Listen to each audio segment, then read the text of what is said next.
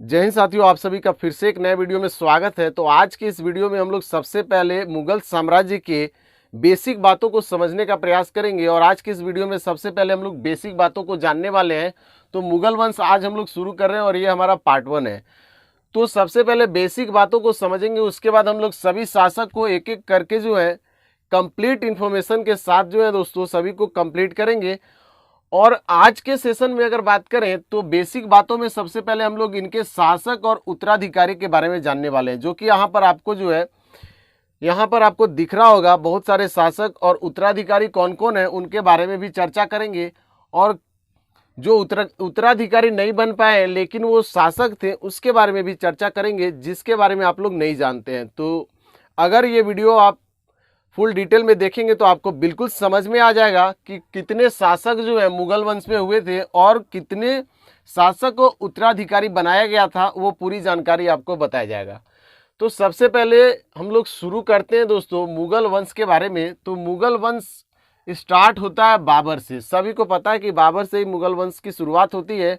लेकिन बाबर के बारे में अगर चर्चा करें तो ये तैमूर का 5वां वंशज था। अगर यहाँ पे मैं लिख दूं कि ये तैमूर का 5वां वंशज था बाबर। याद रखेंगे, यहाँ पे लिखा हुआ है तैमूर का 5वां वंशज कौन था, तो बाबर। क्योंकि पिता जो थे दोस्तों, जिनका नाम उमर शेख मिर्जा था, वो तैमूर के वंशज थे। और इनकी जो माता थी बाबर की, उसका वो कहाँ से रिलेट करते थे, चंगेज खां के वंशज से। दोनों का वंशज जो है मेल खाता था। चंगेज खां के वंशज से माता और तैमूर के वंशज से पिता। और तैमूर का 5वां वंशज जो था वो बाबर था। तो इसको आप लोग याद रखेंगे। बाबर जो है मुगल वंश का जो नींव रखी थी, सबसे पहले मुगल साम्राज्य की स्थापना किया था। बाबर के बारे में कंप्लीट वीडियो मिलेगा आपको, बहुत ही लंबा अच्छा वीडियो, फ्रेश वीडियो और बहुत ही इंफॉर्मेटिव वीडियो लेकर आएंगे आप सभी के लिए। धीरे धीरे करके एक एक शासक के बारे में हम लोग, जितने भी इंपॉर्टेंट शासक हैं उसके बारे में चर्चा करेंगे। तो अभी हम लोग बेसिक बातों को आज समझेंगे, उसके बाद नेक्स्ट सेशन में हम लोग शुरुआत करेंगे मुगल साम्राज्य को। तो बाबर को, वहाँ पर बाबर के बारे में पूरी जानकारी आपको दिया जाएगा। तो दोस्तों सबसे पहले आपको बताएं कि पिता जो थे वो कौन से वंशज से, तैमूर से, और माता जो थी वो चंगेज खां के वंशज से। तो सबसे पहले बाबर जो था वो शासक बनता है मुगल साम्राज्य का। उसके बाद आपको पता है बाबर के बाद हुमायूं, और हुमायूं के बाद अकबर। आप सभी लोग पढ़े होंगे बाबर, हुमायूं, अकबर, जहांगीर, शाहजहां, औरंगजेब। ये नाम सभी को पता होगा। बाबर, हुमायूं, अकबर, जहांगीर, शाहजहां, औरंगजेब। ये बेसिक बात जो है बहुत सारे लोगों को पता है कि बाबर का पुत्र हुमायूं, हुमायूं का अकबर, अकबर का जहांगीर, जहांगीर का शाहजहां, शाहजहां का औरंगजेब। यहाँ तक आते हैं। और कुछ कुछ जो है इधर के शासकों को भी जाना जाता है, लेकिन मेन जो इम्पोर्टेंट शासक थे वो यही थे। 6 जो शासक थे दोस्तों, उन्होंने आधा पीरियड के बारे में अगर बात करें तो हाफ पीरियड जो है मुगल साम्राज्य का इन्होंने जो है वो स्पेंड कर दिया था। और आधा में जो है बहुत सारे शासक, 12 शासक जो है लगभग इधर आते हैं, 11 शासक। तो कुल मिलाकर, कुल शासक के बारे में अगर चर्चा करें तो मुगल वंश में कुल मिलाकर कितने शासक थे, तो कुल मिलाकर आपको 17 शासक देखने को मिलेगा। यहाँ देखिए 17 नंबर जो है वो लास्ट हो रहा है। लेकिन जानते बहुत से लोग हैं 6 शासकों के बारे में। और 17 शासकों के बारे में नाम सुने होंगे, लेकिन 17 के बारे में नाम आप लोग नहीं सुनेंगे, कौन कौन सा नाम जो है वो आता है। तो थोड़ा बहुत हम लोग सबसे पहले बेसिक बात समझ लेते हैं इसके बारे में, उसके बाद हम लोग धीरे धीरे करके सबको विस्तार से चर्चा करेंगे। तो सबसे पहले बाबर का पुत्र हुआ हुमायूं। हुमायूं का अकबर हुआ पुत्र, जिसका नाम जलाउद्दीन मोहम्मद अकबर था। और बाबर का नाम था जहीरुद्दीन मोहम्मद बाबर। याद रखेंगे, कभी कभी एग्जाम में दे देता है कि बाबर का एक और नाम इनमें से कौन सा था, तो यहाँ पर आपको बताना होगा। अकबर का भी नाम जलालुद्दीन, जलालुद्दीन नहीं, जलाउद्दीन, याद रखेंगे। उसके बाद अकबर के बाद जहांगीर आता है, जिसका नाम आता है सलीम। सलीम का नाम आप लोग सुने होंगे, खुर्रम का भी नाम सुने होंगे। तो जहांगीर का 2 पुत्र था, पहला आपका खुसरो मिर्जा और दूसरा आपका शाहजहां। तो खुसरो मिर्जा शासक रह जाता है, उत्तराधिकारी आपका शाहजहां बनता है। शाहजहां का नाम खुर्रम था बचपन का, याद रखेंगे, खुर्रम। खुसरो मिर्जा का भी एक पुत्र था जिसका नाम था दावर बख्श। तो इसको आप लोग याद रखेंगे। जहांगीर का 2 पुत्र, खुसरो मिर्जा और शाहजहां। खुसरो का दावर बख्श। उसके बाद शाहजहां का पुत्र आएगा औरंगजेब, शाह शुजा, मुराद बख्श और दारा शिकोह। इसका प्रमुख 4 जो था वो पुत्र था, जिसका नाम बहुत सारे लोग जानते हैं, औरंगजेब, शाह शुजा, मुराद बख्श, दारा शिकोह। सबकी मृत्यु जो है वो औरंगजेब जो है वो कर देता है, और औरंगजेब अपने सारे भाइयों का कत्ल करके शासक बन जाता है। ये इनके बारे में तो पूरा चर्चा करेंगे डीप में जाके, ये तो स्पेशल है, तो इसके बारे में पूरी चर्चा करेंगे जब हम लोग स्टार्ट करेंगे मुगल वंश के बारे में। तो अभी केवल हम लोग बेसिक बातों को जान रहे हैं। तो यहाँ पर आपको केवल बता दें कि शाहजहाँ के 4 पुत्र यहाँ पर आपको दिख रहा है, मुख्य रूप से औरंगजेब, शाह शुजा, मुराद बख्श और दारा शिकोह। तो औरंगजेब जो है यहाँ पर शासक बन जाता है। उसके बाद औरंगजेब का जो पुत्र है यहाँ पर दिख रहा है आजम शाह, बहादुर शाह प्रथम, जिसको मुअज्जम कहा जाता था। उसके बाद मोहम्मद अकबर और मोहम्मद कामबख्श, ये आपको दिख रहा है। आजम शाह, बहादुर शाह जिसको मुअज्जम कहते हैं, मोहम्मद अकबर और मोहम्मद कामबख्श। मोहम्मद कामबख्श का एक पुत्र था जिसको निकोसियर यहाँ पे लिखा गया, और मोहम्मद कामबख्श जो है मोहम्मद अकबर का निकोसियर और मोहम्मद कामबख्श का मुही उल मिल्ला, जिसको शाहजहाँ तृतीय कहा गया।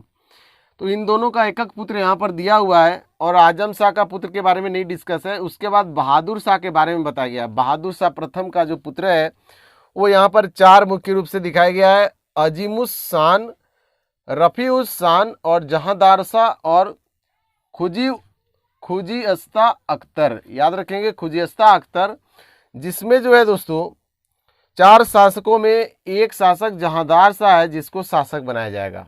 जहांदार शाह को शासक बनाया जाता है, 8 नंबर यहाँ पर लिखा हुआ है। और उसके बाद अजीमुस शान का पुत्र यहाँ पर दिख रहा है आपको, फर्रुखसियर है।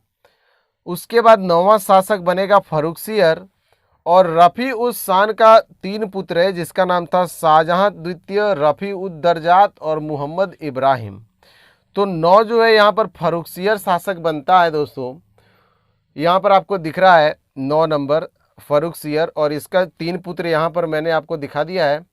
और बहादुर और एक और जहांदार शाह। उसके बाद यहाँ पर है खुजिस्ता अख्तर, मोहम्मद शाह, अहमद शाह बहादुर, और जिसको बेदार बख्श, इसके आगे जो है इसका पुत्र ये हुआ खुजिस्ता अख्तर, मोहम्मद शाह, उसका पुत्र ये, और इसके बाद इसका पुत्र ये हो गया।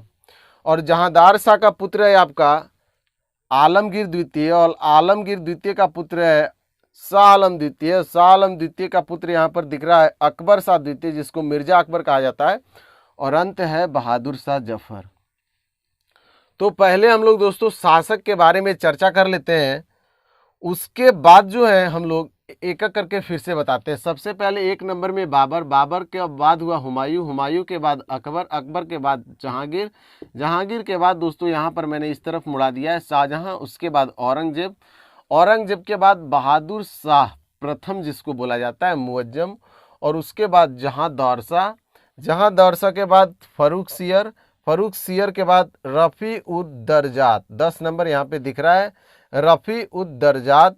उसके बाद 11 नंबर है शाहजहाँ द्वितीय, शाहजहाँ द्वितीय जो है फर्रुखसियर के 9वां के बाद 10वां रफ़ी उद दर्जात। उसके बाद इसी का भाई जो है शाहजहाँ द्वितीय बनेगा शासक।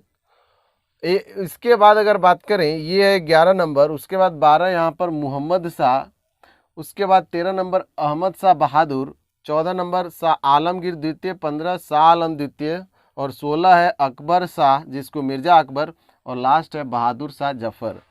तो सबसे पहले आपको करना क्या है कि सबके बारे में पहले लिख लेना है कौन किसका पुत्र है, उसके बाद ही आपको समझ में आएगा कि उत्तराधिकारी और शासक के बारे में। तो सबसे पहले आपको बताएं कि बहादुर शाह द्वितीय के 4 पुत्र यहाँ पर 1 2 3 4, जिसमें अजीमुस शान, रफ़ीउस शान, जहांदार शाह और खुजिस्ता, जिसमें अजीमुस शान का 1 पुत्र था और वो शासक बना। रफ़ीउस शान का यहाँ पर 3 पुत्र है, लेकिन 2 पुत्र जो है वो उत्तराधिकारी बन जाता है, और जहांदार शाह जो है पुत्र वो बनता है। उसके बाद सभी।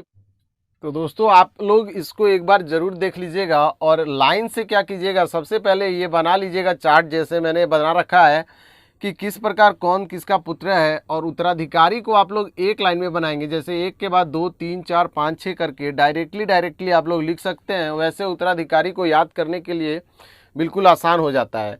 तो दोस्तों अगले क्लास में हम लोग बाबर के बारे में लेकर आ रहे हैं इम्पोर्टेंट वीडियो, इम्पोर्टेंट सेशन, जिसमें उससे रिलेटेड जितने भी युद्ध इसके द्वारा लड़े गए थे सभी के बारे में बात करेंगे, और जितने भी इम्पोर्टेंट बातें इससे रिलेटेड जो कि आपको इंडिया के किसी भी एग्ज़ाम में पूछे जाते हैं, जो भी क्वेश्चन यूपीएससी लेवल, यूपीएससी का सीएससी लेवल जो होता है उतने हाई लेवल तक लेकर आएंगे आप सभी के लिए इम्पोर्टेंट सेशन। तो सेशन को ज़रूर देखिएगा, ज्वाइन कीजिएगा, और उम्मीद करते हैं कि आज का सेशन अगर आपको अच्छा लगा हो तो लाइक कर दीजिएगा, वरना इसको डिसलाइक कर सकते हैं। तो मिलते हैं अगले क्लास में, तब तक के लिए अपना ख्याल रखिए। Take care, good bye and have a nice day. Thank you.